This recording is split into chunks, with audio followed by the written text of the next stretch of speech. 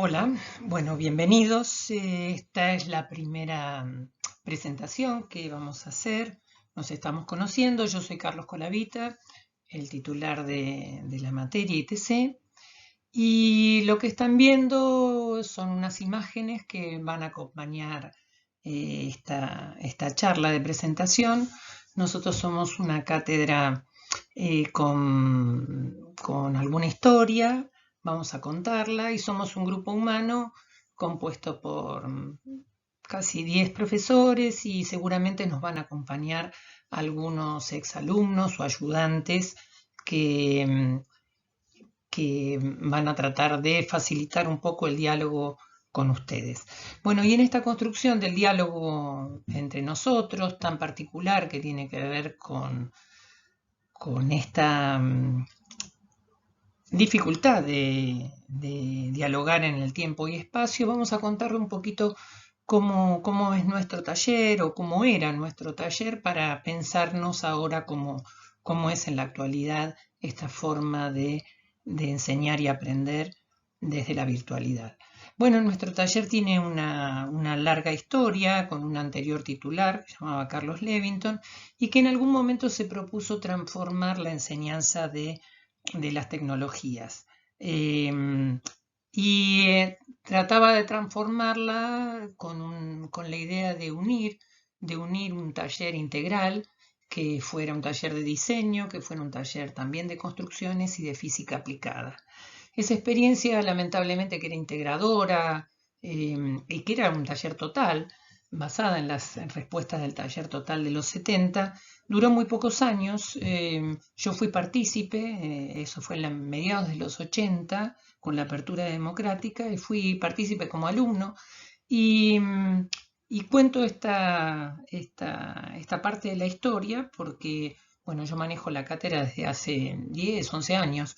eh, y ese espíritu original, transformador, integrador de la propuesta, quisiera mostrarlo y quisiera poder evocarlo para que en esta situación de virtualidad nos sirva de referencia para pensar la tecnología, para pensar la arquitectura y para pensarnos desde nuestro lugar, desde un pensamiento desde el sur latinoamericano, un pensamiento centrado en nuestro interés.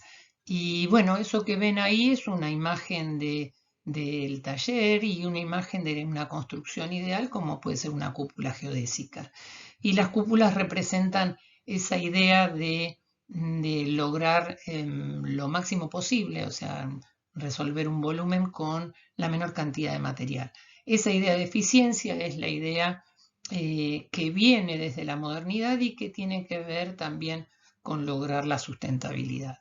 Tiene que ver con pensar en los recursos de la forma más eficiente. Y bueno, nosotros comentamos cómo pensamos la mejor forma de enseñar la materia de una manera integradora y dentro de la presencialidad. O sea, en todas esas décadas hemos tratado de hacer lo mejor posible y estábamos muy contentos de lo que lográbamos.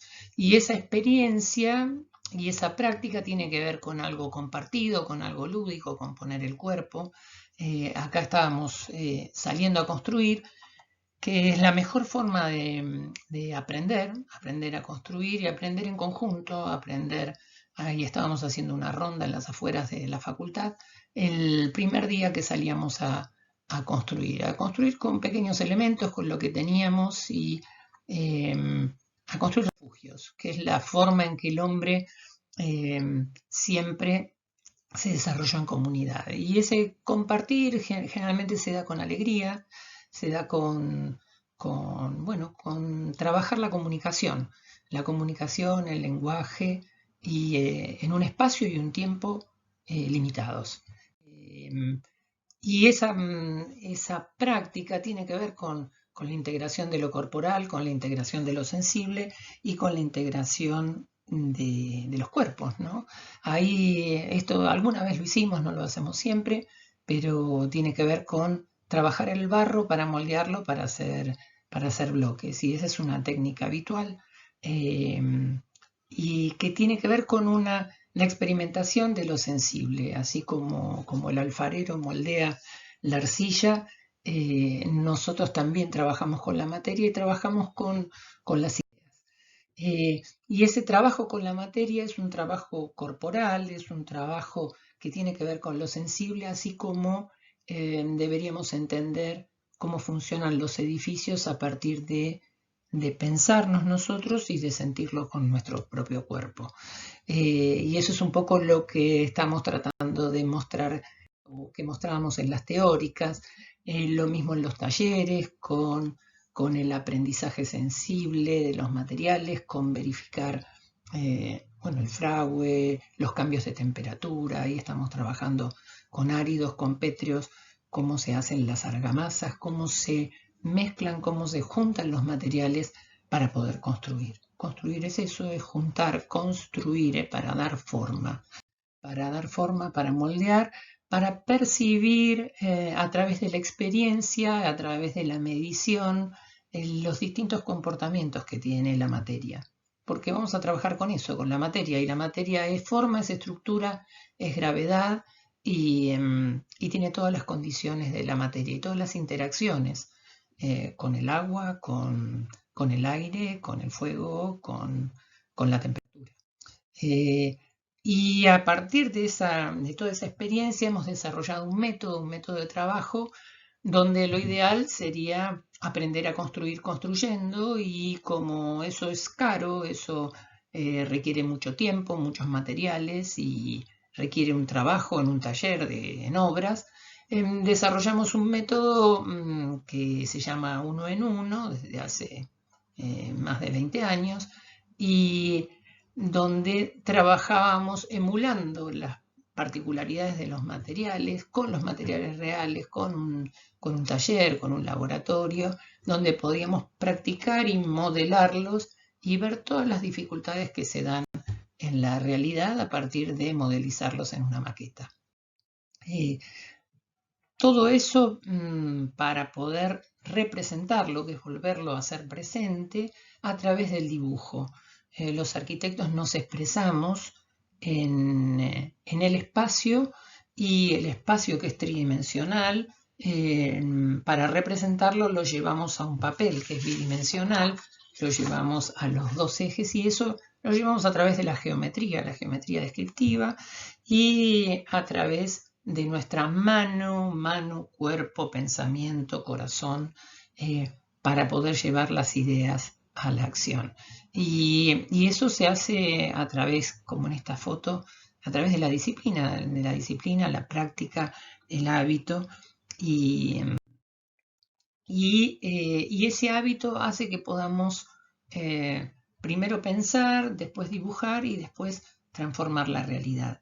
Y esta idea de transformar la realidad tiene que ver con las instancias que tiene la universidad, con el grado, en la formación, con la investigación y también con la extensión. Esto es una práctica de extensión donde los alumnos en la presencialidad hacían o construían componentes, y después con un proyecto de extensión se podían llevar a la práctica. Esto es un invernadero que se hizo hace muchos años con elementos constructivos que hicimos en el taller. También la investigación, estos son unos premoldeados que desarrollamos en un laboratorio que tenemos, y cuya finalidad era producir trabajo y producir losas de relativo bajo peso y excelente eficiencia. Y esto fue parte de un proyecto de investigación donde los alumnos trabajaban y participaban dentro de esa investigación, o sea, grado, investigación, extensión, y es parte de esta propuesta pedagógica. Y esta propuesta pedagógica también tiene un laboratorio, y en este caso es una muestra que se hizo en la facultad de una exposición para un congreso, y en ese trabajo se mostraban elementos desarrollados en el laboratorio y nuevas prácticas para pensar cómo construir ladrillos para que se puedan desarmar, y para eso desarrollamos unas mezclas especiales, y cómo desarrollar la máxima eficiencia del envoltorio, con este caso con ladrillos y con una geodésica que era de plástico, para lograr la mayor eficiencia con menor peso, menor costo y en muy poco tiempo. Y en eso participaron en las distintas elaboraciones muchos alumnos del laboratorio y de la cátedra, trasladando, montando, pensando y construyendo. Y ese modelo de pensar, dibujar, modelar, hacer, probar, experimentar, es todo lo que deseamos, queremos de los alumnos. Eso es en la presencialidad, y el gran desafío es ver cómo lo podemos hacer en la presencialidad.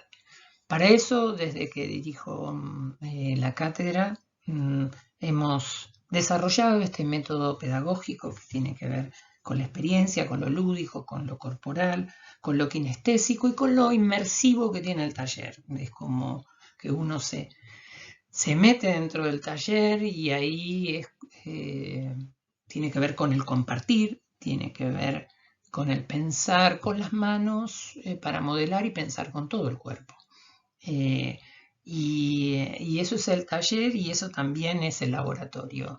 Y hemos construido algunas herramientas, como un libro de la cátedra, y hemos construido el laboratorio, físicamente lo construimos como un espacio de investigación, de extensión y de complementación con el grado, para poder tener más cerca los materiales y para desarrollar nuevos materiales desde nuestros problemas, pensando desde nuestra complejidad en Buenos Aires, en la Argentina, y pensando en las tecnologías para la construcción y para los sectores más necesitados de la construcción. Todavía tenemos un déficit muy grande, y en este caso, con la pandemia, es muy oportuno revisar todas las condiciones necesarias entre la arquitectura, la tecnología, la salud, el empleo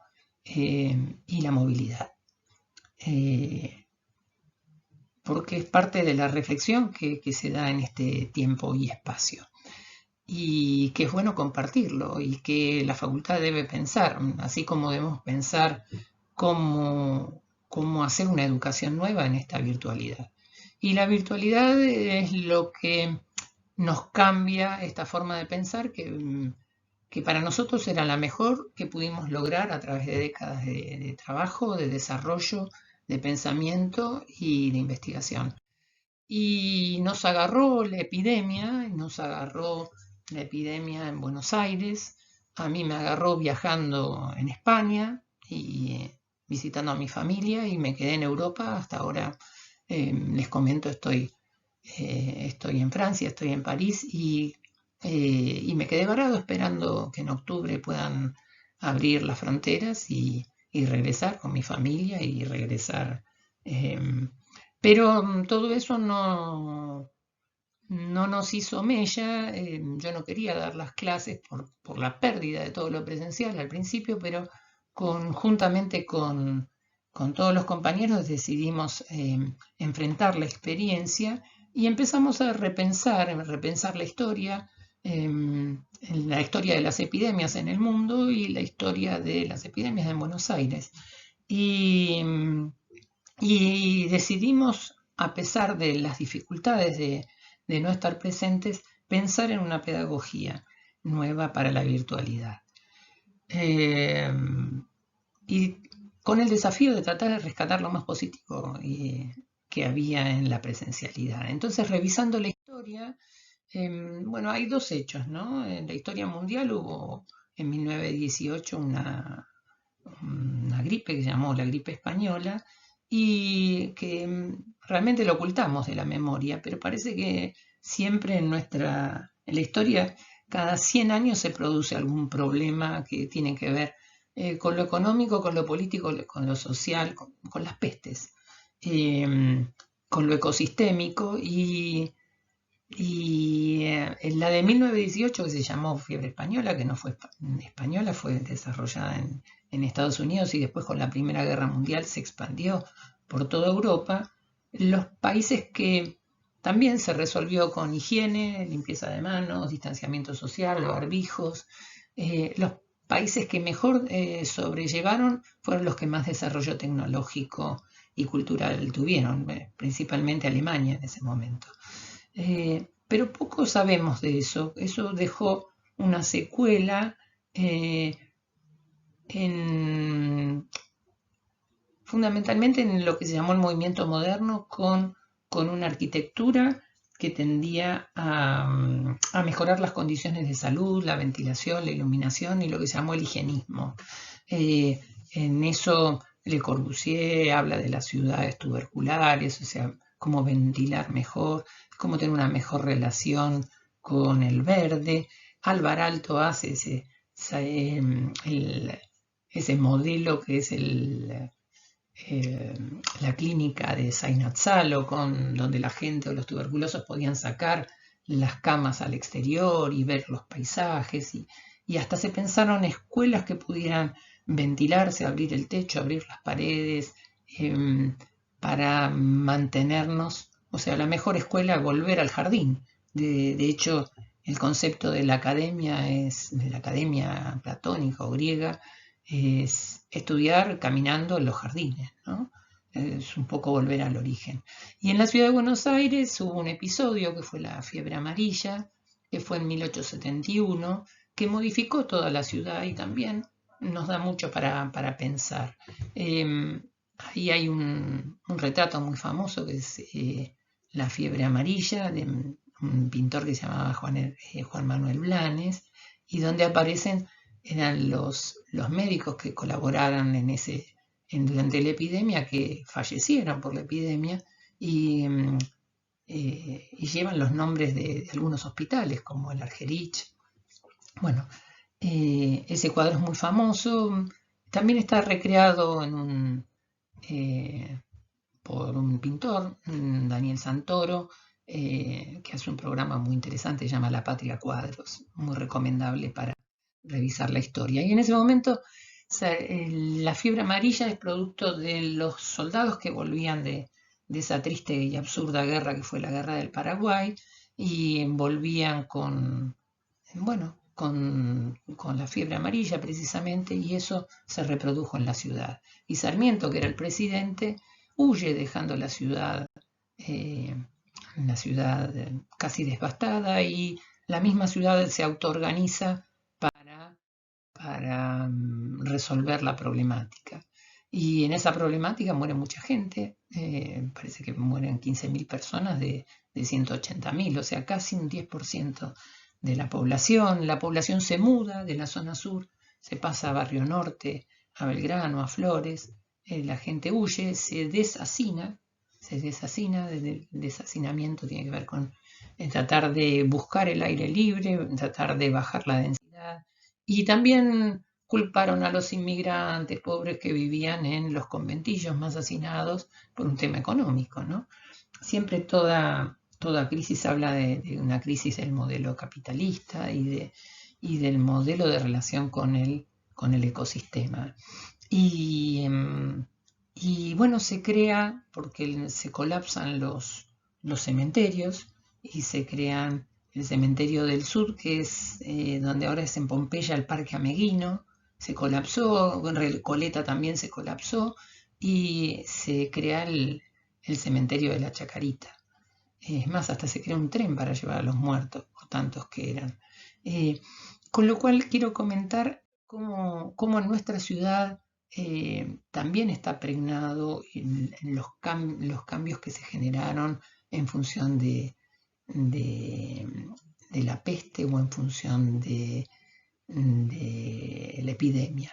Y eso también forzó, para mal o para bien, ya se sabía que las epidemias tenían que ver mucho con la falta de higiene, y fundamentalmente en este caso de la fiebre amarilla, eso forzó a que tuviera la ciudad una red de agua y cloacas. Y esa red de agua se contrataron técnicos ingleses, y esa red de agua y cloacas es lo que se representa, se hizo 10 años después, 15 años después, 1887, de 1894, con el Palacio de las Aguas, que es ese edificio que está en Córdoba y Riobamba, que es el edificio de Aguas Argentinas. Ese edificio antes contenía un viejo tanque arriba, porque es uno de los puntos más altos de la ciudad. Buenos Aires es muy plana, pero ahí a la altura de Córdoba y Riobamba tenemos una pequeña diferencia de altura, entonces los tanques por vasos comunicantes se ubicaban en los puntos más altos. Bueno, ya no se bombea más con esos tanques, se bombea a presión con bombitas, pero esto es una impronta muy interesante que quedó en la ciudad. Y esa ciudad que vivía en las casas del barrio sur, se vivía en inquilinatos con mucha población inmigrante, estamos hablando de 1870 hasta 1900, y los inquilinos vivían en condiciones paupérrimas, de mucho hacinamiento, y eso forzó a las distintas políticas sociales para después mejorar las viviendas. Y ese gran desafío que tenemos hoy, que no haya villas miserias, que no haya hacinamiento y que no haya pobreza, ¿no? Y para eso hay que reconstruir el país, hay que pensar en políticas a largo plazo y hay que invertir en vivienda, en educación y en salud. Y ese es el gran desafío que tiene este gobierno, y que esperemos que sigan gobiernos populares que no desfinancien la salud ni la vivienda. Hablando de la epidemia y de las historias, durante este proceso produje un material que se llama Entre acompañar y confinar la arquitectura, y esta imagen que se resume atrás refiere a un grabado de Francisco de Goya que se llama El sueño de la razón. Y el sueño de la razón tiene que ver mucho con el sueño de las ideas, el sueño de la historia, y cómo el sueño de las historias involucra la arquitectura. Ese es un material que está escrito y está grabado en unos videos que los invitamos a que después los trabajen en el taller y los puedan sintetizar en algunas imágenes. Pero eso lo van a hacer con tiempo después en el práctico. Solo les muestro un poco ese grabado que usé para la portada. Ahí se refieren todas las ideas en relación con la arquitectura, con la materia y con el pensamiento. Toda nuestra propuesta pedagógica se basaba en una frase de Confucio muy interesante, que es que me dicen y olvido, si veo recuerdo, encontré respuestas, yo hago y entiendo. Y ese pensamiento basado en la experiencia que ahí aparece en la filosofía china, nosotros lo decíamos cantando y tratábamos que todos lo cantaran como si fuera un mantra. Pero para pensar esos mantras que entrañan sabiduría, revisamos un poco la historia de las ideas y de la sabiduría en el mundo. Y en el mundo clásico, en el mundo griego, después pasa al mundo... El mundo griego deviene de todo el mundo egipcio, y el mundo griego después es depositario del mundo romano. Y un gran arquitecto, que encontré esa imagen que aparece por internet de Vitruvio, se llama Marco Vitruvio Espolión, fue un arquitecto muy reconocido que escribió los 10 libros de la arquitectura. Solo se estudia en la historia y se extraen algunas frases para pensar, y él decía: el conocimiento surge de la práctica a partir del trabajo con la materia. O sea, la idea de trabajo, la idea de modelar la materia y de modelarla a través de la geometría, el dibujo y la práctica, es algo que aparece y que sería interesantísimo de seguir trabajando más ahora en la virtualidad. Porque ¿qué hacemos con la materia, con esta distorsión de espacio y de tiempo? Y esta idea de espacio y de tiempo es trabajada en la historia Ya en los inicios de la modernidad, el que más lo trabaja es un filósofo que se llama Kant, y, y él habla de que el espacio y tiempo son imprescindibles para la experiencia. Y en la cultura popular, ya no tanto en en el conocimiento, sino más pensando en la sabiduría, hay algunas frases como la que decía Oscar Ringo Bonavena, que era un boxeador, que decía la experiencia es un peine para el pelado, o mismo Perón toma una frase conocida que decía que la experiencia es cara y llega tarde, y nosotros tenemos que pensar que la experiencia tendría que llegar lo antes posible para madurar, para madurar el fruto, para madurar nuestros conocimientos, para madurar nuestro pensamiento, nuestra emoción y para evitar la rueda del karma, o sea, darnos contra la pared, ¿no? Eh, para evitar el dolor, de cierta forma. Más que para evitar el dolor, para transformar el dolor en alegría o para transformar el dolor en el espacio-tiempo para poder crear nuevas cosas. Y esta idea de crear nuevas cosas en el espacio tiene esta consideración que tiene el espacio. Y el espacio se describe tridimensionalmente a través de sus 6 caras. La cara frontal, la cara posterior, la cara inferior, la cara superior y derecha-izquierda. Y esa es la representación gráfica, como si fuera un cubo. El cubo se llama hexaedro, son 6 y son 6 las caras donde se ve reflejada la realidad tridimensional. Bidimensional, solo 2. Y ese espacio hexaédrico con esas 6 direcciones es cómo lo vivimos y cómo lo pasamos a través de nuestro cuerpo. Y así es como se llaman los planos en la anatomía, ¿no? Eso que ven ahí atrás son las imágenes. Y esa misma idea de espacio es la misma idea que se da en relación con el tiempo. Fíjense que los días tienen un nombre, lunes, martes, miércoles, jueves, viernes, sábado y domingo, y que refieren a los planetas, lunes, la luna, martes, Marte. Y esta idea es un círculo, ¿no? Donde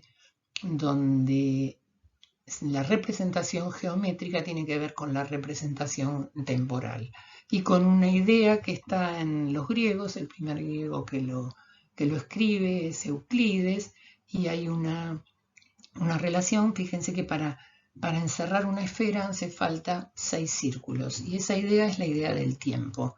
Los 6 círculos, lunes, martes, miércoles, jueves y viernes, sábado, y en el centro sería el domingo. Esa idea es la idea del tiempo, es la idea de lo cíclico, es la idea también de los sólidos platónicos.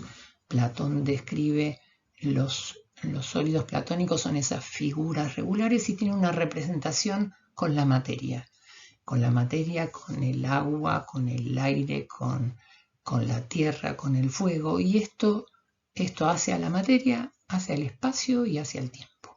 Y bueno, sobre esto vamos a trabajar nosotros, porque los arquitectos somos los que modificamos a través del dibujo y a través de nuestras manos y a través del trabajo con la materia, la percepción del espacio y el tiempo. Y esta imagen es de un arquitecto y matemático que se llama Ivo Bonilla, que es centroamericano. No recuerdo de qué país exactamente, pero ahí están sintetizados estas relaciones platónicas de las esferas y los cuerpos regulares. Y los arquitectos trabajamos en el espacio y en el tiempo, pero trabajamos con la materia y con la luz. Y eso es el panteón, y como la luz que entra por el óculo tiene la misma etimología que ojo, ese ojo también resuelto con una bóveda. Veíamos las geodésicas, en este caso es una bóveda pétrea, una bóveda de hormigón con casetones que llevan hacia la luz y la mejor forma de la luz en el Panteón de Roma, un edificio que tiene, bueno, infinidad de connotaciones y que tiene un óculo de más de 7 metros y que cubre una luz y que fue un clásico que se necesitaron más de 1500 años para superar esa tecnología y esas ideas y que encarnan la idea de la belleza, la idea de la luz y del trabajo con la materia. Y la materia tiene que ver con lo que está en las 3 dimensiones y con lo que está en la presencia, lo que es palpable, lo que es tangible. Y hoy estamos en un espacio-tiempo distorsionados. No compartimos el mismo espacio porque no estamos en el taller, cada uno está en su casa, compartimos una suerte de éter que tiene que ver con la wifi, con la conectividad y no compartimos la mirada, no compartimos el encuentro, no compartimos lo táctico, no compartimos lo sinestésico de nuestro movimiento, ni lo sensible de las relaciones humanas, ni las emociones. Estamos en un campo virtual, con un tiempo que puede ser un poquito reversible, que está bueno, que ustedes pueden verme casi asincrónicamente o sincrónicamente. Yo esto lo grabo para que ustedes después lo vean y van a tener una comunicación sincrónica con su docente que traten de aprovecharla. Y eso se llama virtualidad. Y estuve tratando de rescatar qué ideas había de la virtualidad, si es que podemos hacer de esa virtualidad una virtud. Y ahí encontré una frase hermosa de Mahatma Gandhi, pero la virtualidad se opone a lo presencial, pero la virtualidad tiene alguna circunstancia interesante que puede servir para mejorar lo real, o por lo menos eso es lo que deberíamos pretender o aspirar. Y en esa aspiración que tiene la arquitectura tiene un trabajo con la experiencia, que es la experiencia propia, que tiene que ver con el habitar. Y después tiene, en el manejo del espacio y del tiempo, tiene que ver con proyectar las ideas, con proyectarnos en el tiempo, con pensar cómo los espacios y las funciones se van a ir modificando y se van a ir modelando. Tiene que ver con el construir, que es algo totalmente inherente al hombre, por más que hay muchos animales que también construyen, y tiene que ver con un sincretismo que hay entre la arquitectura y la construcción. Y un aspecto que tenemos que aprender para aprender a construir es también saber dirigir. Y para eso está bueno tener experiencia, porque, como dice ese dicho popular, nadie sabe más en la cocina que alguien que haya cocinado, ¿no? Y bueno, la mejor forma de aprender a construir sería construyendo. Mientras eso no lo podemos hacer, vamos a ver cómo podemos aprender a construir en la virtualidad dibujando, que era el viejo método tradicional. Vamos a la que sigue. Y en esa modelización de la materia hay encerrado ese campo que tiene que ver con el manejo de la luz y con el campo de la belleza. Y esa materia que es tridimensional tiene que ver también con esa imagen, y esa imagen lo estamos tratando de mostrar como una materia transparente, casi virtual, que tiene que ver con el manejo de la luz y en la naturaleza, ¿no? La arquitectura es modificar la naturaleza, el paisaje, para las funciones del hombre.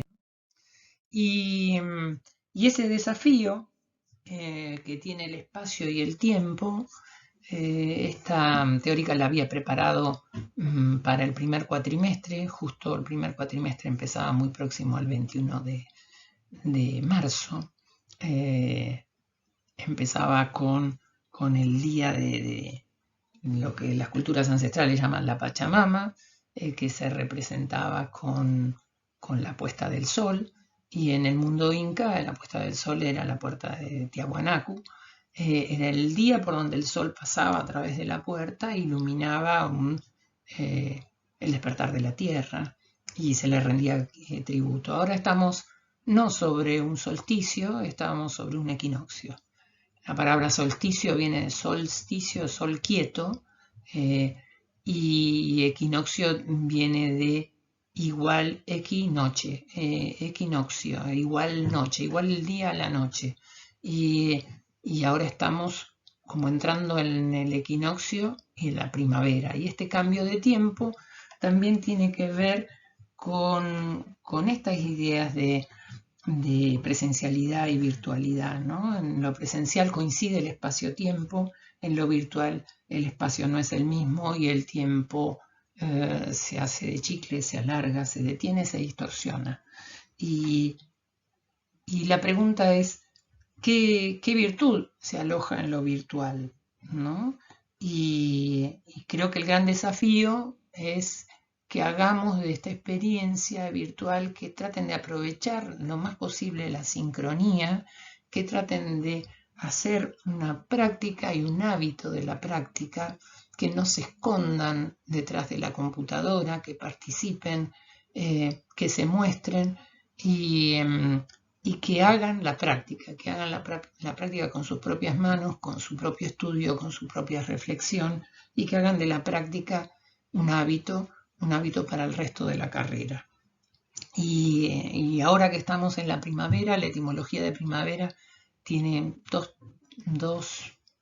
etimologías. Una que es el primer verano, primavera es el primer verano, y también es primaveris, la primer verdad.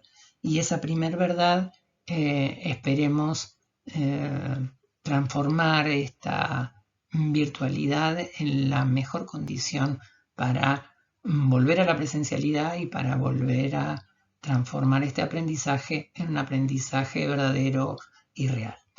Bueno, muchas gracias y vamos a empezar a trabajar y a conocernos en los grupos y a disfrutar de la sincronía del tiempo, y a pesar de tener un espacio distanciado.